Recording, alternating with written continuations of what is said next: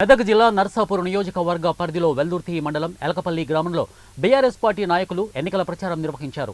సార్వత్రిక ఎన్నికల సందర్భంగా మెదక్ ఎంపీ అభ్యర్థి వెంకట్రామరెడ్డికి మద్దతుగా ఇంటింటికి వెళ్తూ నాయకులు కాంగ్రెస్ పార్టీ చేసిన మోసాలను వివరించారు.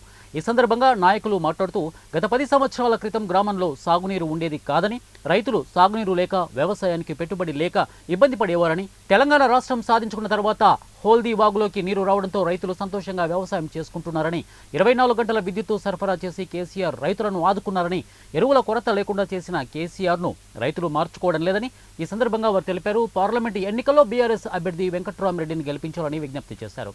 ఈ కార్యక్రమంలో మెదక్ ఏఎంసీఎం వైస్ చైర్మన్ కోదండ కృష్ణగౌడ్, ఎంపీటీసీ మోహన్ రెడ్డి, శ్రీనివాస్ రెడ్డి, మాజీ ఎంపీటీసీ జగ్ అశోక్ గౌడ్, జిల్లా మహిళా మండల అధ్యక్షురాలు ముత్తాబాయి, వెల్దుర్తి టౌన్ అధ్యక్షుడు కొత్త గంగాధర్, మాజీ ఎంపీటీసీ చెన్నయ్య, ఇక రైతు సమన్వయ సమితి కోఆర్డినేటర్ తోట నరసింహులు తదితరులు ఈ కార్యక్రమంలో పాల్గొన్నారు. కాన్స్టిట్యూన్సీలో ఒక ఫంక్షన్ హాల్ను నిర్మించి ₹1 పేదవారికి ఫంక్షన్ హాల్ ఇవ్వడానికి ఆయన నిశ్చయించుకుంటూ ఆయన ప్రజాసేవకే అంకితమైనది కాబట్టి ఈ ఉన్న ముగ్గురు అభ్యర్థులు అత్యంత ఉన్నతమైన అభ్యర్థి శ్రీ వెంకట్రామరెడ్డి గారు. ఆ వెంకట్రామరెడ్డి గారిని మనం అందరము మేము అత్యధిక మెజార్టీతో గెలిపించాలని మా ఎల్దుర్తి మండలం నుంచి అందరూ కార్యకర్తలు బాగా కృషి చేస్తున్నారు.